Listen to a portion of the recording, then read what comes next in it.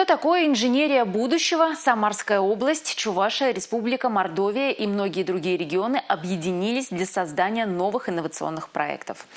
Глава республики Олег Николаев вручил премию научно-образовательного центра проректору по научной работе Чувашского государственного университета имени Ульянова Евгению Кадышеву и специальную награду начальнику управления научно-технических инноваций ЧГУ Рустаму Александрову. За какими проектами будущее, расскажет Екатерина Никитко.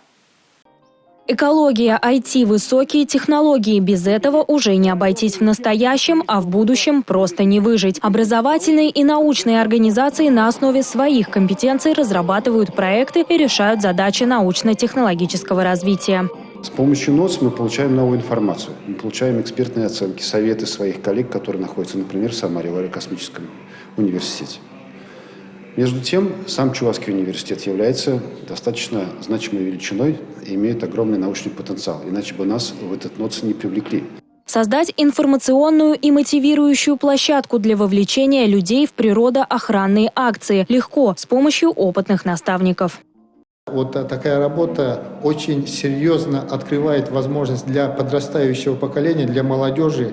И, конечно же, нам позволяет выявлять очень креативные передовые идеи, которые вынашивает молодежь. Ну а самое главное, поддержать вовремя для того, чтобы эти идеи были реализованы, в том числе на площадках ведущих предприятий, таких как Роскосмос, Ростех.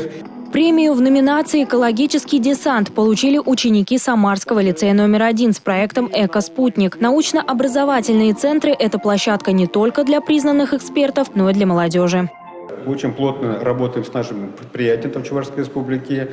И интересно вузам тоже других регионов, да, под нужды предприятия нашей республики реализовывать совместные проекты. Вот это главная, я думаю, тоже задача. Чувашский государственный университет сотрудничает с ведущими предприятиями региона. В Сеспеле идет работа над производством погрузчиков, основанных на новых движущих элементах. С заводом имени Чапаева ведется производство современных аэрозольных изделий для сельскохозяйственной продукции. И таких направлений много. Екатерина Никитко, Алексей Зотиков, Юрий Марков. Республика.